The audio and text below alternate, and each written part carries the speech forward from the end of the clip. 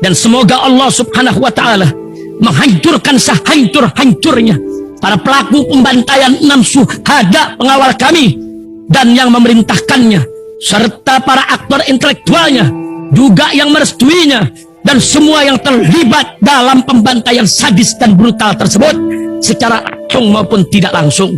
Allahumma dammirhum tadmira waqtulhum badada wala tughadir minhum ahada ya qawi ya matin ya muntaqim amin ya rabbal alamin. Allahu Akbar, Allahu Akbar. Baju koko Habaib putih present Al Godi.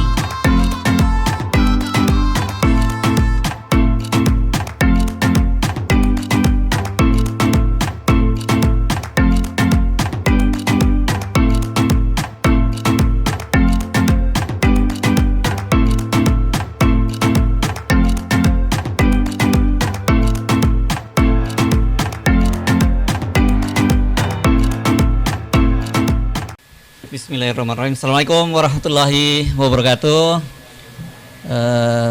Salam sejahtera untuk kita semua, teman-teman media.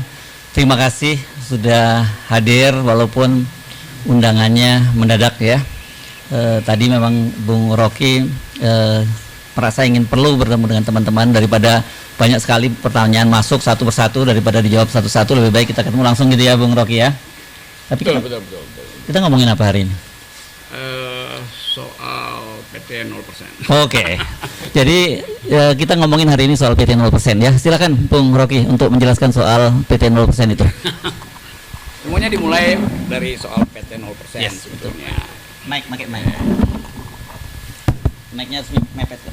Kita selalu berupaya untuk mendudukkan masalah di dalam konteks yang paling purba, konteks yang paling awal, yaitu kegagalan negara untuk menghidupkan percakapan politik. Kegagalan yang disebabkan oleh berbagai macam ambisi yang seharusnya dikanalisasi melalui persaingan politik.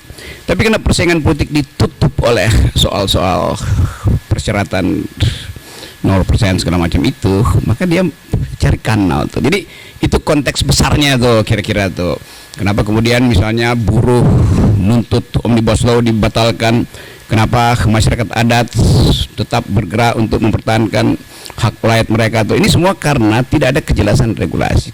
Tapi itu saya jadikan aja sebagai patokan kalau kita bicara nanti. Yang lebih penting adalah saya mengantisipasi pertanyaan-pertanyaan wartawan yang berseliweran. Jadi itu intinya tuh. Saya mulai dengan satu kesan pribadi saya.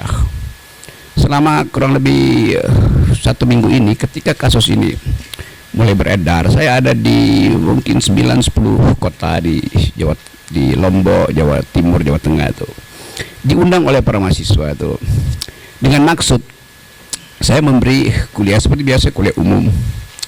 Tetapi dari seluruh undangan seminggu ini, seluruhnya dipersekusi. Saya nggak boleh masuk kampus, saya nggak boleh ketemu akademisi itu. Jadi ada dugaan saya bahwa soal ini soal biasa aja kan, mau dibawa ke jalur hukum, oke. Tetapi jangan halangi saya untuk bicara dengan para mahasiswa itu. Nah, yang menggemparkan kemarin adalah di yang sudah tahu di Jogja itu, saya dihalangi untuk bertemu dengan kurang lebih 1.500-2.000 mahasiswa di situ. Justru itu dihalangi oleh PDIP. Dan saya merasa buat apa menghalangi saya, toh kalian partai, kalian punya kekuatan untuk mengubah undang-undang tuh. Silakan ubah undang-undang di DPR, bahwa intelektual atau akademisi atau kritis sosial nggak boleh bertemu mahasiswa tuh. Jadi itu yang saya sayangkan. Padahal saya bertahun-tahun mengajar di sekolah Megawati itu tentang pikiran bangsa. Jadi kalau saya mau terangkan pikiran bangsa, kok dihalangi oleh partai di mana saya mengajar tentang pikiran bangsa. Tapi saya paham itu tuh. Jadi terlihat di publik sekarang ada perselisihan tentang kasus saya. Mereka yang mengerti pro saya mengatakan bahwa itu bukan hinaan, itu kritik. Nggak usah saya lanjutkan argumennya. Jadi saya berterima kasih pada mereka yang menganggap bahwa saya justru membuka pembicaraan untuk menghidupkan diskursus tentang apa sebetulnya yang disebut kritik publik terhadap pejabat publik gitu. Nah, saya berterima kasih pada mereka. Mereka mendukung saya, banyak wawancara di media massa tuh, dan bahkan sebagian memuji-muji saya bahwa saya memulai satu tradisi untuk memperlihatkan bahwa diskursus publik itu tidak boleh dihalangi oleh dendam pribadi. Memang itu dasarnya kan. Jadi sekali lagi itu poinnya. Tetapi saya mengerti bahwa kasus ini kemudian membuka perselisihan di publik antara yang pro dan kontra. Nah, itu yang membuat kehebohan. Kehebohan itu bisa ditafsirkan sebagai keonaran secara hukum itu. Itu pentingnya kita pahami bahwa sesuatu yang disodorkan untuk dijadikan target keonaran itu bisa disponsor oleh siapapun. Kan itu maksudnya kan.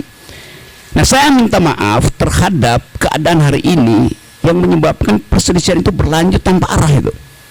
Tentu saya merasa kok ini kenapa nggak bisa diselesaikan secara hukum. Jadi sekali lagi saya menyesalkan bahwa persoalan hukum yang dari awal saya katakan ini adalah kritik saya terhadap Presiden Jokowi yang saya ucapkan dengan sangat tajam, dan biasanya saya lakukan itu di mana-mana tuh.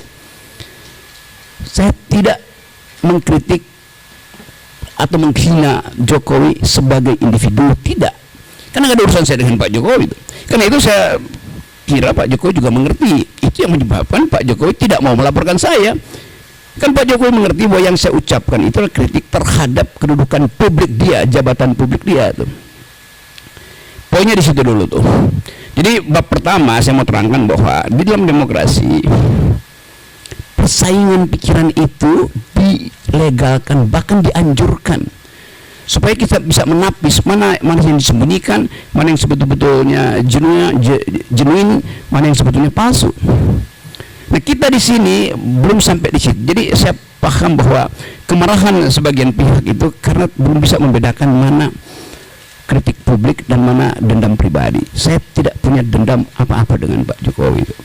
Bahkan saya sudah berkali-kali katakan bahwa anaknya Pak Jokowi berteman dengan saya, dia minta kritik, saya kasih kritik tuh. Pak Jokowi mantu saya diundang, bahkan undangan VIP, tapi saya nggak bisa datang tuh kan. Jadi nggak ada soal di situ tuh. Sekarang pertanyaannya, kok kenapa jadi soal? Artinya ada yang ingin dia bermain di air keruh. Tapi saya mengerti tahun politik pasti ada sifat semacam itu tuh, mengambil keuntungan dari problem ini. Bagian kedua saya mau terangkan khusus terhadap mereka yang salah mengerti apa yang saya ucapkan di forum buruh itu. Saya hanya mengkritik dua hal pada waktu itu. Satu soal IKN, satu soal Omnibus Law. Tolong perhatikan ya. Saya terangkan bahwa saya pro gerakan buruh yang akan demo tanggal 10 karena sudah berbulan-bulan proposal buruh itu diabaikan pemerintah. Bahkan saya terangkan di situ bahwa Omnibus Law itu kemaksiatan politik karena menghina hak buruh untuk memperoleh, ya sebetulnya memperoleh pendapatan tuh. Jadi Omnibus Law itu menyingkirkan hak kesejahteraan buruh. Kalau ada dalil enggak itu bagus. Loh, kenapa kalau bagus itu buruh udah berbulan-bulan melakukan demonstrasi itu. Dan kita tahu bahwa undang-undang itu dibolak-balik, udah ditolak Mahkamah Konstitusi, diputar lagi dengan asumsi bahwa itu bisa diperpukan, lalu barang yang sama dijadikan undang-undang kan. Kan itu yang saya sebut sebagai apa, permainan semacam itu. Masa menipu tuh, pemerintah menipu kebijakan. Jadi saya memang pro buruh. Lalu dianggap bahwa saya mengompori buruh untuk 10 Agustus. Bukan, buruh itu memang sudah berencana secara periodik untuk demonstrasi, bukan saya yang komporin. Saya tahu bahwa buruh merencanakan itu dari awal. Baru dari 2 tahun lalu tuh gerakan buruh kan terus menerus tuh. Jadi apa yang salah di situ tuh? Lalu dianggap saya mendorong makar segala macam tuh. Oke, itu kasus belli pertama itu, kasus yang menyebabkan terjadi keriuhan itu. Saya membela buruh di pidato itu. Seandainya saya nggak pidato di situ, mungkin nggak ada soal. Tetapi tentu kekuasaan menganggap bahwa gerakan buruh ini akan mengalami eskalasi itu. Karena itu, ya oke, dicari cara supaya diabort. Ini kasus pertama. Kasus kedua adalah soal IKN. Tiba-tiba masyarakat Dayak menganggap saya menghina adat Dayak. Di mana hinaannya? Saya justru membela hak masyarakat adat untuk tidak dieksploitasi oleh investor Cina. Bagaimana mungkin? Mungkin udah 5-6 kali saya ke Kalimantan, diundang oleh universitas, diundang oleh komunitas masyarakat adat untuk minta pendapat saya. Tetap pendapat saya, IKN ini berbahaya secara diplomasi, berbahaya secara geopolitik, dan bahkan berbahaya secara kebudayaan. Karena pasti kalau ada IKN di situ, masyarakat adat akan tersingkir. Dan itu artinya hilang jejak kultural kita di situ. Jadi dari awal saya membela masyarakat adat Dayak, Banjar, segala macam di situ. Jadi kalau ada satu teatrikal, ada binatang digorok di situ, saya menyesalkan. Siapa yang provokasi teman-teman Dayak saya yang pernah berkali-kali mengundang saya? Itu soalnya tuh. Jadi soal-soal semacam ini yang mau saya ucapkan untuk menerangkan bahwa saya mencintai bumi Kalimantan karena saya itu bertahan, jangan itu dijual. Pada waktu itu 2 hari sebelumnya kan beritanya Pak Jokowi pergi ke Cina untuk minta investor asing tanam, bahkan kira-kira Pak Jokowi bilang, udah saya kasih konsesi 180 tahun, Anda tolong buatkan kami ibu kota. Bagaimana mungkin? Itu disebut ya presiden menjual negara. Kenapa mesti tersinggung? Memang faktanya presiden berupaya menjual negara, menjual lahan di Kalimantan untuk dijadikan IKN. Dia udah jualan ke negara-negara Arab, nggak bisa, jualan ke Kanada nggak bisa, sekarang jualan ke Cina itu. Jadi poin saya di dalam soal itu adalah saya tetap tidak ingin IKN itu dijalankan, apalagi dalam soal perjanjian. Bahwa tadinya IKN itu adalah bisnis to bisnis, ya oke, itu nggak ada pajak saya di situ tuh, lama-lama menggerogoti APBN. Pada saat yang sama APBN itu mesti dipakai untuk membackup anak-anak Kalimantan, harusnya pendidikannya mereka lebih tinggi, stunting tidak terjadi di situ. Kan saya lakukan pembelaan pada masyarakat adat di situ. Oke, demikian juga di tempat lain, di mungkin NTT, NTB itu, di Papua ada orang yang tiba-tiba merasa bahwa tersinggung. Iya, saya minta maaf karena saya menyebabkan kalian berselisih tuh. Nanti diterangkan apakah perselisihan itu saya yang picu. Bukankah ada forum untuk menyelesaikan perselisihan? Kenapa mesti pakai kekerasan misalnya tuh? Tapi saya menangkap itu bahwa kemarahan itu memang harus diucapkan pertama kali itu. Dan itu yang membuat saya tetap akan mengatakan bahwa saya akan terus mengambil risiko untuk jadi pendidik demokrasi itu dengan segala macam akibat. Itu soalnya. Yang lain saya tahu di kepala saudara ingin tanya soal Pak Muldoko itu. Saya jawab aja dulu. Ini pertanyaannya saya bikin sendiri ya. Kekagetan saya kemudian, atau bukan, kecurigaan saya bahwa ada pengkondisian di publik, akhirnya secara metodologis saya hubungkan dengan pernyataan Pak Muldoko. Dia marah juga tuh. Saya akan pasang badan. Tentu. Jadi saya bertanya, Pak Muldoko ini relawan statusnya juga. Karena bahasanya sama, kami pasang badan. Padahal Pak Muldoko itu pejabat publik yang mestinya dengan dingin mengatakan bahwa oke, ada problem, mari kita selesaikan secara argumen atau secara hukum itu.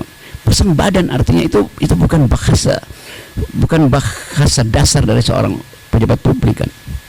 Kayak preman itu mau pasang badan itu. Padahal ini pikiran saya yang saya kritik dengan cara yang sangat tajam, dengan bahasa yang saya pilih tajam, tapi tidak diarahkan pada pribadi Presiden Jokowi, tapi pada lembaga publik, yaitu kabinet bahkan yang di dalamnya ada Pak Muldoko. Jadi kita gagal untuk membawa bangsa ini pada percakapan intelektual. Itu dasarnya. Rocky Gerung kan intelektual, kenapa pakai bahasa begituan? Iya, di kampus saya pakai bahasa akademis, tetapi dalam kritik kebijakan saya mesti pakai bahasa yang bisa dimengerti oleh orang yang berkali-kali diterangkan nggak paham-paham juga tuh. Berkali-kali buruh minta di review itu nggak ada dipahami. Berkali-kali masyarakat akademis mengatakan IKN itu salah secara konstruksi hukumnya, karena mestinya minta izin dulu pada masyarakat adat. Pernah nggak Jokowi minta izin pada masyarakat adat. Tidak. Apa itu bentuk minta izinnya? AMDAL. AMDAL itu adalah hak masyarakat adat untuk mengiyakan atau tidak mengiyakan proposal politik. Pak Jokowi udah putuskan duluan itu. Baru diminta pembenaran secara masyarakat adat, secara AMDAL kan. Kan itu cara berpikir yang kacau tuh. Jadi saya nggak ada dendam pada Muldoko, pada Pak Jokowi. Saya menganggap bahwa kebijakan mereka harus dievaluasi. Kenapa saya ambil posisi itu? Karena partai-partai politik tidak ada yang bersuara tentang itu. LSM bersuara, publik internasional bersuara. Jadi itu dasarnya tuh, teman-teman. Nah, sekarang saya bisa duga bahwa kasus ini akan berlanjut menjadi kasus hukum. Oke, saya terima kasus itu tuh. Jadi poin saya adalah, sekali lagi saya garis bawahi, saya minta maaf karena peristiwa itu membuat perselisihan ini makin menjadi-jadi itu. Itu intinya itu. Dan tentu ini berbahaya di dalam tahun-tahun seperti ini. Kenapa? Karena di belakang kasus ini berbagai macam kepentingan ngincer untuk mengeksploitasi itu. Tapi saya tidak akan berhenti menjadi pengkritik. Itu dasarnya tuh. Jadi sekali lagi, mari kita, saya anggap aja bahwa oke, selesaikan aja kasus ini. Karena rumah saya di Sentul itu diintai, WA grup saya dimaki-maki. Ya, kalau itu biasalah, saya anggap ya, kadang-kala itu apa namanya, akun abal-abal. Udah lihat rok, lu gua mau gorok lu seperti itu kan, bagaimana coba prinsip itu? Padahal saya sendirian, saya nggak punya partai politik. Dituduh antek asing segala macam, asing dari mana? Jadi segala hal kemudian disodorkan di situ, dan peristiwa ini tensi politiknya atau political tone-nya itu makin lama makin terlihat. Jadi dasarnya itu dari keinginan saya untuk bersahabat dengan teman-teman di Papua, teman-teman di Dayak, teman-teman di NTB, di Tangerang segala macam yang lagi marah. Oke, saya terima kemarahan itu, saya minta maaf karena saya membuat kalian itu marah. Tetapi sebagai orang yang bertahun-tahun berupaya untuk menghidupkan demokrasi, saya mesti terangkan latar belakangnya tuh. Jadi mohon dimengerti. Bagi mereka yang sudah mengerti, oke, terima kasih. Bagi mereka yang mungkin satu waktu akan paham bahwa oh itu ya beda antara pejabat publik dan pribadi individu itu. Wartawan juga begitu. Nggak ada yang secara persis membuat perbedaan distintif antara pejabat publik dan individu yang menjabat jabatan itu. Beberapa waktu lalu di Jogja ada pertanyaan, kenapa Pak Rocky menghina keluarga Pak Jokowi? Bagaimana mungkin wartawan ada cara berpikir begitu? Artinya dia nggak tahu kasusnya, dan dia nggak tahu konsepnya, tuh kan. Itu juga nambah kegaduhan. Jadi teman-teman itu pengantarnya, dan silakan kalau masih ada soal, tetapi silakan tanya hal yang fundamental. Saya akan jawab itu dengan cara saksama dalam tempo sesingkat-singkatnya. Oke, teman-teman, kalau ada yang mau mengajukan pertanyaan, persilakan, pertanyaannya to the point ya. Silakan. Atau dianggap cukup?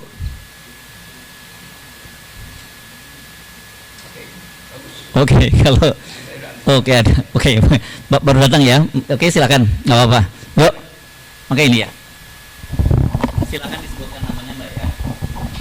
Ya, halo, selamat sore. Mohon maaf Bang Rocky, saya terlambat tadi dari liputan yang lain. Oh ya, oke. My bad. Saya Santi dari IDN Times.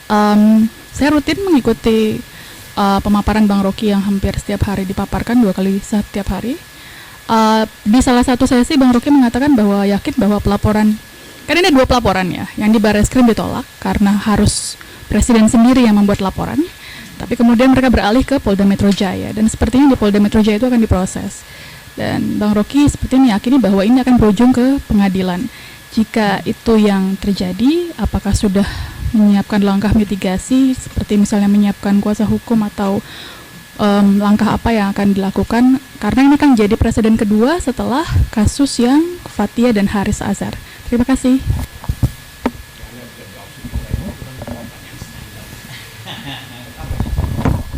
Jawab ya. Iya kan, apakah dia mulai dengan saya yakin, iya, Anda sendiri udah anggap saya yakin itu akan masuk proses pengadilan. pengadilan. Berarti Anda berasumsi keyakinan itu mesti dibarengi dengan langkah hukum saya. Kan sama itu. Jadi di dalam pertanyaanmu Anda udah jawab sendiri itu. Coba kasih pertanyaan yang lebih rumit lah. Jangan yang Oke, silakan. Tapi jangan kemudian gara-gara itu nggak berani nanya. Ayo silakan. Silakan. Santi jangan langsung jembrut, ya? Enggak. Iya. itu. Oke, silakan. Siapa namanya? Tahu headline-nya? Rocky Gerung Menyiapkan pengacara. Oke, silakan. Anda. It goes without saying. Oke, pakai. Biar masuk. Izin bang, saya Rizky dari Kompas.com. Nggak usah pakai izin ya, langsung aja Siap. diminta ya. Oke, siap. Bang, kan tadi kan sudah disampaikan juga sama rekan saya kalau Polda Metro Jaya akan memproses laporan tersebut. Apakah nanti Bang Rocky siap menghadapi proses hukum tersebut atau gimana, Bang? Terus juga terlapor. Yang lain. Dia nggak dengar pertanyaan Santi itu. Yang lain aja. Yuk, temen yuk bicara hal yang sama, yuk nanya juga tuh. Gimana tuh? Dan di sini Sore, Bang. jangan Sore. pakai izin ya. Wartawan Sore, itu boleh ya? Mestinya egaliter ya. Saya Sore, sering Bang. perhatikan teman-teman kalau jumpa pers pakai izin. Nggak usah izin. Anda diberikan hak mewakili publik untuk menanyakan itu pada pejabat publik. Ya, sorry. Sore Bang, saya Rifai Bang dari Voya ID. Bang, laporan Anda di Bareskrim kan ditolak. Tapi kemarin Andi Gani, Kalimat itu laporan Anda di Bareskrim, siapa yang melaporkan Bareskrim? enggak, laporan terhadap Anda di Bareskrim itu ditolak. Pakai bahasa yang benar itu. Laporan terhadap Anda di Bareskrim itu ditolak oleh kepolisian, dan kemarin Andi Gani mengunjungi Bareskrim untuk mencari celah untuk menjerat Abang di pasal terkait IKN, penghinaan terhadap IKN. Menurut Abang apa sih, kan Abang sendiri mengucapkan tadi mendukung penolakan undang-undang Omnibus Law ya. Sedangkan Andi Gani sendiri dari tokoh buruh juga, Bang. Gimana Bang menurut Abang? Ya apa dalil Ya, Andi Gani, dia- apa yang saya bantu? Andi Gani itu mencoba menjerat Abang lewat Ya oke, tunggu aja kalau cobaannya berhasil tuh, baru saya bisa jawab. Kan dia juga merasa dia masih mencoba apa coba? Coba kasih substansinya tuh. Dia mencoba. Bagaimana saya tanggapi seseorang yang lagi mencoba-coba itu? ya. Kalau Kalau mencari mencoba- celah hukum di Ya. terhadap omongan Abang terhadap Udah ada dia sebutin celah hukumnya. belum sih, Ya Bang. buat apa saya jawab dong? Ayo, silakan yang lain. Saya buka kesempatan nggak usah pakai izin, langsung aja tanya. Bang, silakan.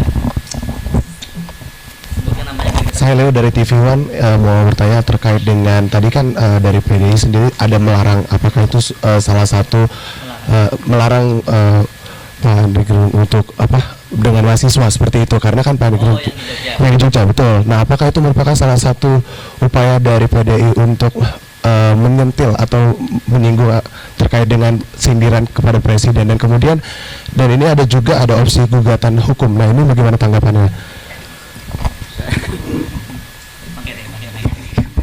Kenapa juga nggak tanya pada PDIP gitu? Menurut Rocky PDIP kan itu PDIP yang punya pengetahuan tuh. Kenapa dia larang kan?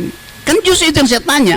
Kenapa PDIP melarang saya untuk memberi ceramah? Saya bertanya itu supaya saudara tanyakan pada PDIP. Masa saya tanya ke saya kan? Coba dong itu ini nih.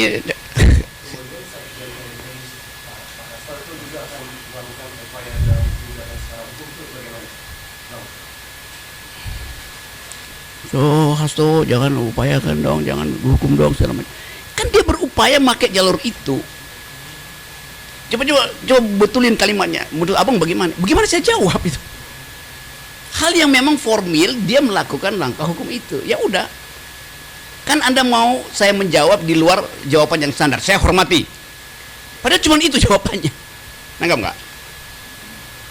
Yes. Sorry ya, saya supaya tajam. Kalau enggak nanti headline-nya menceng-menceng itu. Atau saya bilang, ya persilahkan Hasto bertanya. Lalu Anda sebut Rocky Gerung mempersilahkan Hasto melakukan langkah hukum. Itu apa beritanya? Itu kan nggak ada nilai berita. Memang begitu harusnya. Kan pertanyaan jurnalistik itu harus menimbulkan pertanyaan baru supaya berkembang pertanyaan. Kalau sudah ditutup di situ ya, ini sore saya kasih kuliah tentang journalistological scrutinizing. Coba tanya yang lain itu kan mudah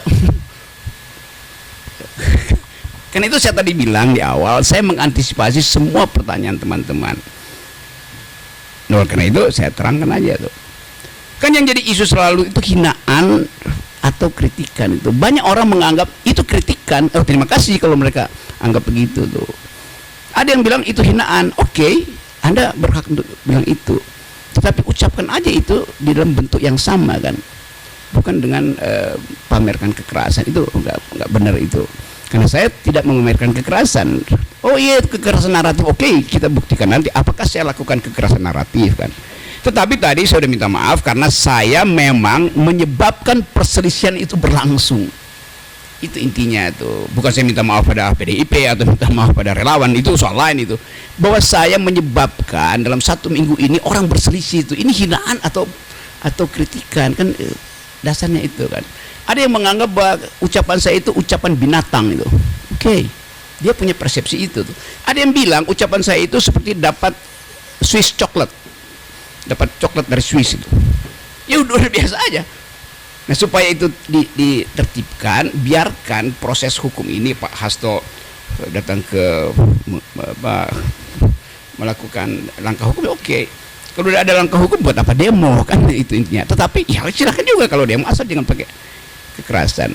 Dan tadi saya ucapkan apa poin Pak Muldoko, kalau Pak Muldoko ucapkan itu pasang badan, itu pengertian provokatifkah atau memang itu sekedar ulah humoris dari Pak Muldoko? Saya pakai kata ulah humoris ya.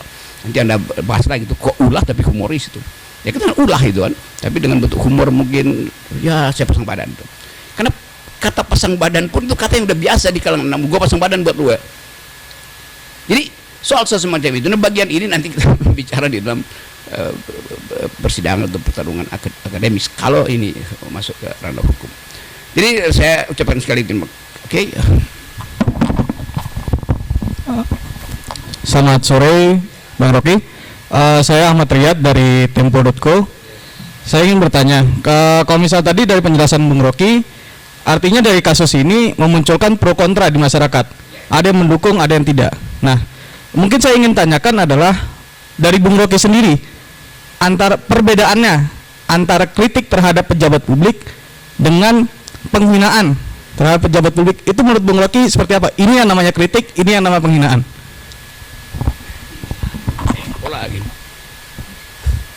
Kritik itu artinya saya terangkan kontradiksi di dalam kebijakan itu. Menghina artinya pada orang. Bagaimana bisa menghina pejabat publik? Kan tadi saya terangkan, martabat itu melekat pada manusia ansih, namanya human dignity itu. Anda punya martabat. Pejabat publik nggak boleh kita berikan martabat individu itu pada pejabat publik. Kenapa? Pejabat publik itu diangkat berdasarkan kesepakatan sosial tuh. Itu sama dengan hal yang berlangsung hari-hari. Pak Jokowi adalah bapak kita itu, karena itu dia nggak boleh dihujat, dikritik, apalagi dihina. Itu menyamakan kedudukan publik, tubuh publik presiden dengan tubuh privatnya. Itu ada dalam sistem kerajaan. Kayak itu yang saya maksud, wartawan mesti bisa bedakan dong soal semacam itu. Bapakmu dan bapakku, bapak kita, dia bikin kesalahan, tetap kita maafkan. Seumur hidup dia tidak bisa ganti sebagai bapak.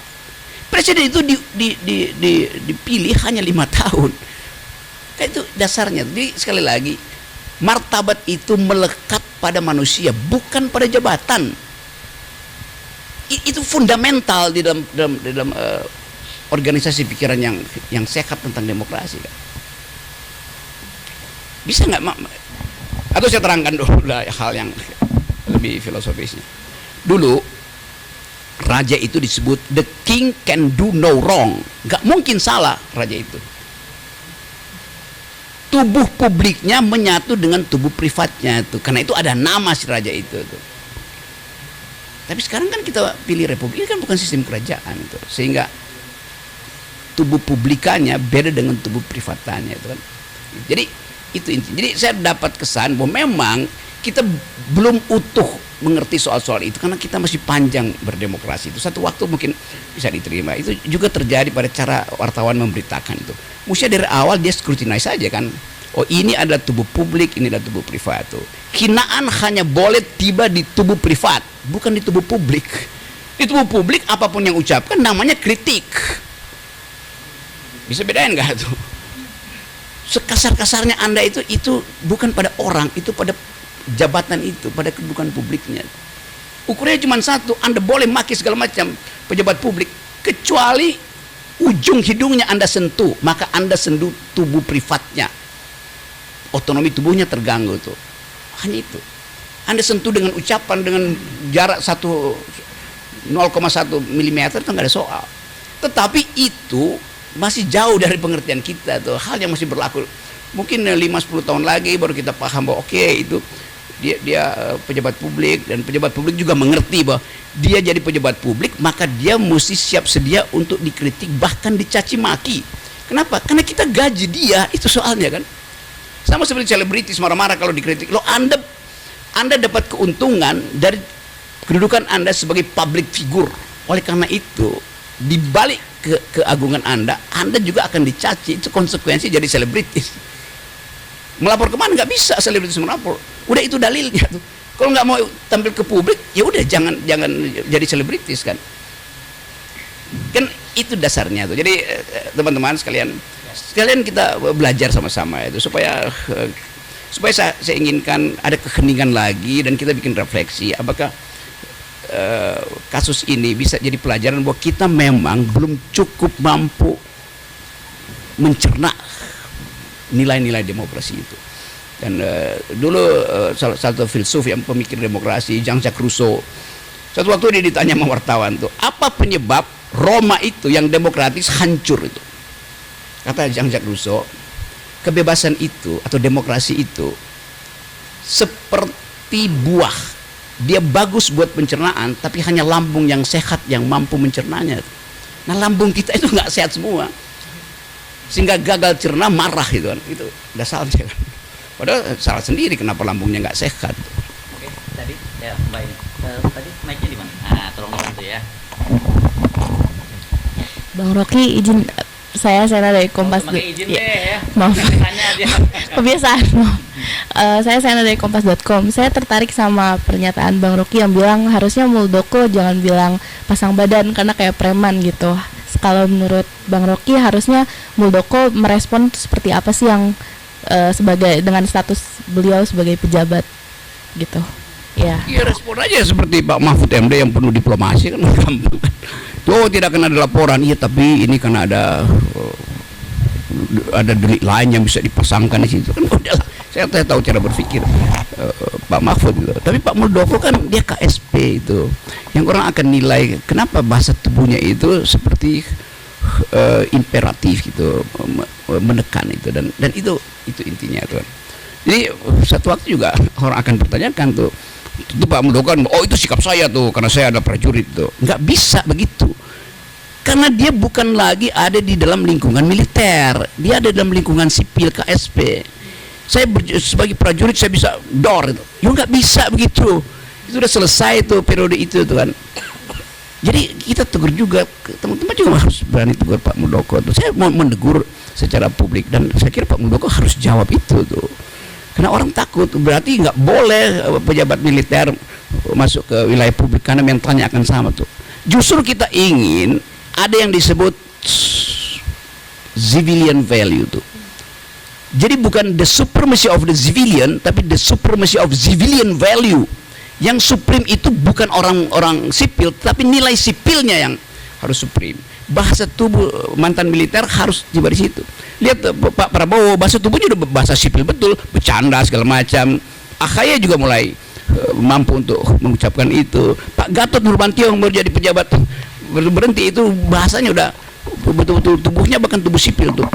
Karena sering bergaul dengan saya sebagai orang sipil. Tadi Tambahan lagi ya. izin Enggak, jangan pakai ini. ya. Bang Rocky kan tadi bilang kalau misalkan Pak Muldoko bilang pasang badan sama aja kayak relawan gitu. Berarti apa maksudnya Bang Rocky itu kalau kalau misalkan Pak Muldoko seperti itu tidak seperti KSP tapi malah jadi kayak soal relawan gitu dengan dia merespon seperti itu, benar kan ya? Benar, relawan itu berhak pasang badan karena rasa cintanya pada Presiden Jokowi kan. Kan kita nggak bisa bedain mental relawan itu mental yang mencintai karena menginginkan Jokowi jangan diganggu, atau memang ya udah secara personal karena bergaul dengan presiden maka dia going native. Going native salah pula tadi terimain. Going native artinya larut di dalam kesukaan secara personal. Nah itu saya hargai.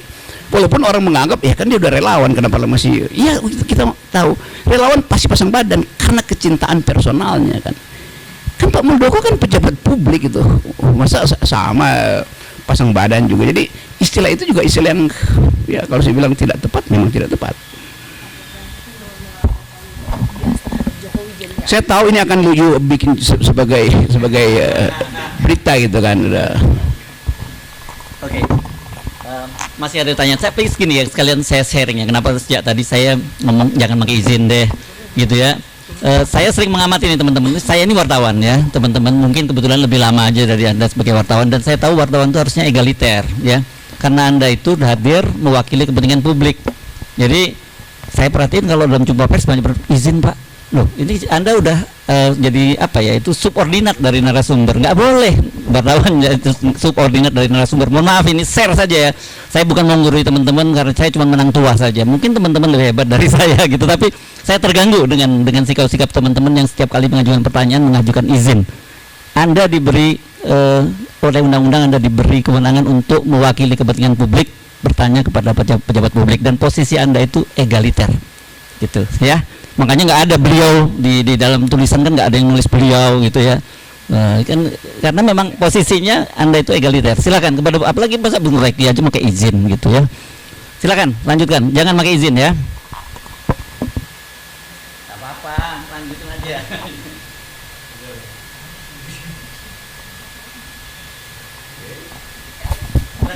Pak, saya Vika dari kompas.com. Mau tanya Pak, itu Pak, ini kan Bapak juga dilaporkan ya Pak, lalu langkah apa yang akan Bapak lakukan? Apakah melaporkan balik atau bagaimana?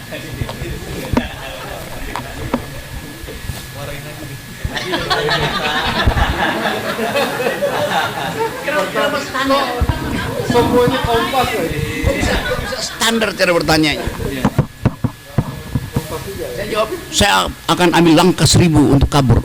Mau ditulis nggak coba? Tapi nggak masuk akal tuh. Jadi pertanyaan pun jangan standar deh itu. Udah minta izin standar pula pertanyaan. Kok aku nyoba kali kedua deh. Jangan galak-galak lah Bang Rocky. Enggak, saya nggak galak, saya tegur. Teman-teman pada jadi jiper gara-gara Bang Rocky menanggapnya seperti mohon maaf ya Bang Rocky ya. Bang Rocky salah satu narasum yang agak menyebalkan siang ini ya. Saya jujur aja nih Bang Rocky. Pertanyaan kalian juga menyebalkan. Cerdas. Gini Bang Rocky, ini saya melihatnya kalau Bang Rocky serius diproses oleh Polda Metro Jaya dan berakhir di pengadilan, ini menciptakan ketakutan bagi publik untuk juga menyampaikan kritik gitu terhadap pemerintahan yang saat ini. Apakah kalau menurut Bang Rocky, hal kekhawatiran publik itu jadi kenyataan seandainya ini berlangsung sampai ke pengadilan nanti gitu? Karena kan kami juga pekerjaannya juga termasuk salah satunya sebagai watchdog yang dibilang oleh Bang Hersu bolak-balik di sesi bersama Bang Rocky gitu. Iya, itu yang gini nih, kan kita bisa antisipasi undang-undang apa yang mau dipakai tentang kegaduhan itu. Aku tambah satu lagi ya Bang Rocky, kemarin saya doorstop di depan Pak Mahfud. Pak Mahfud bilang kalau seandainya betul yang di Barreskrim ditolak karena harus ada pengaduan langsung dari Pak Presiden. Tapi kata Pak Mahfud, kalau ini terus-menerus menjadi polemik publik, tidak tertutup kemungkinan bisa diproses. Gitu. Artinya kan ada celah untuk memproses hukum itu. Saya tidak menanyakan detail mengenakan pasal apa gitu. Sekarang Anda tanya nggak, kegaduhan yang dimaksud Undang-Undang 46 itu setara nggak dengan polemik publik? Tanya dong pada Mahfud. Apa itu yang disebut social origins, asal usul dari pasal 14-15 Undang-Undang 46? Tanya pada dia. kalau tidak menimbulkan polemik itu dasarnya adalah perselisihan. Yang dimaksud oleh undang-undang itu kegaduhan itu keinginan pemerintah Belanda untuk mengendalikan polemik publik. Kan itu intinya tuh. Jadi anakronis keterangan Pak Mahfud. Bilang Pak Mahfud kok anakronis ya? Itu pentingnya wartawan scrutinizing apa yang dia ucapkan itu. Masa polemik dia kegaduhan? Anda setiap hari Anda bikin headline polemis kok isinya tuh. Jadi itu tuh. Jadi lihat original intent dari pasal tentang penghinaan itu, tentang kegaduhan itu, atau apa istilahnya itu, selain kegaduhan disebut apa, keonaran itu, pada undang-undang tahun 46 itu, intensinya apa pada waktu itu? Nanti ada polemik tentang disertasi seseorang itu menimbulkan kehebohan publik, maka kena undang-undang 46 tuh, bisa.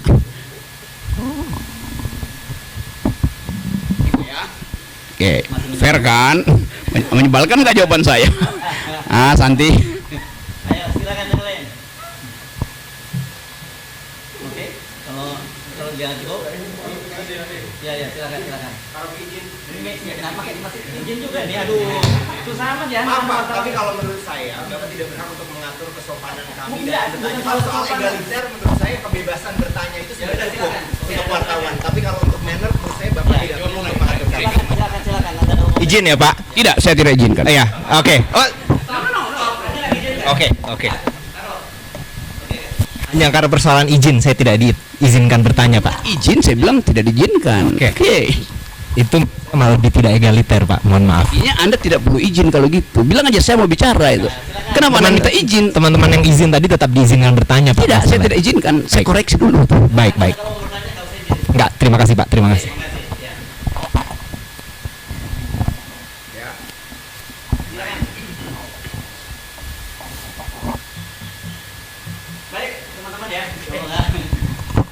Oke, jadi saya ucapkan terima kasih teman-teman datang. Ini klarifikasi sebetulnya, dan mungkin nanti ada konferensi pers berikut tuh.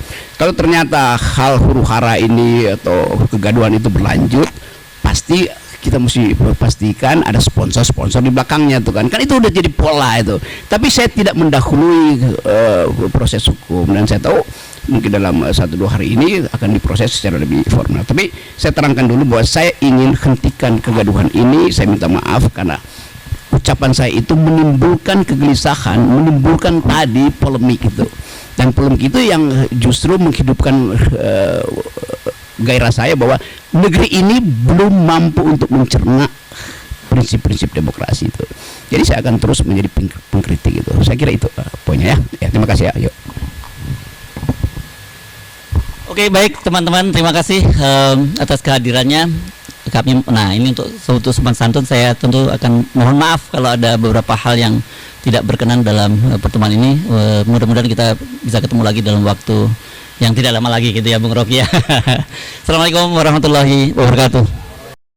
Assalamualaikum warahmatullahi wabarakatuh. Guys, alhamdulillah gue lagi di Jember dan gue dapat produsen Golden Pro MHA Vito.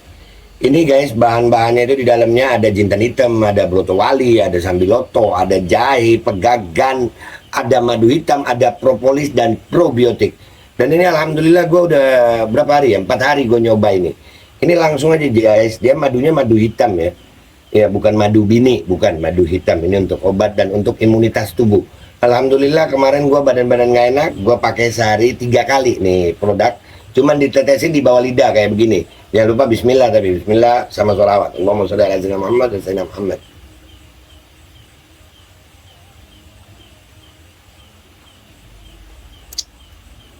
Dah begitu aja, sehari 3 kali.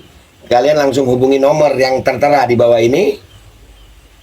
Ini insya Allah bisa membuat badan kita tahan terhadap segala macam infeksi dari luar untuk imunitas tubuh. Dah gitu aja, langsung pesan ya. Ini nomornya. Bismillahirrahmanirrahim guys. Sekarang ada babe rolen, babe roti molen. Roti ini dibuat yang pasti rasanya enak ya. Ada 3 rasa. Nih, ada pisang keju, ada tape keju, ada pisang coklat. Ini dibuat tanpa bahan pengawet. dan melayani pesanan-pesanan kalian yang seputaran Jabodetabek, bisa buat nemenin ngopi, buat acara-acara boleh. Dan ini karena gue paling suka pisang keju, nih gue dulu yang nyoba nih. Ya, dia tuh kayak crunchy gitu depannya tuh. No.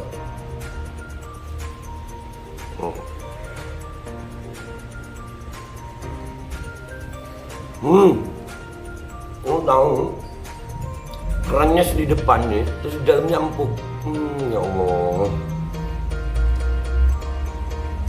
Udah nggak usah lama-lama, lu kalau kepingin langsung pesen aja, itu ada nomor WA-nya, nanti gua kalau cantumin, ada juga IG-nya, langsung pesen, murah. Cuman nanti dia tanya itu 35.000 kalau nggak salah, ya.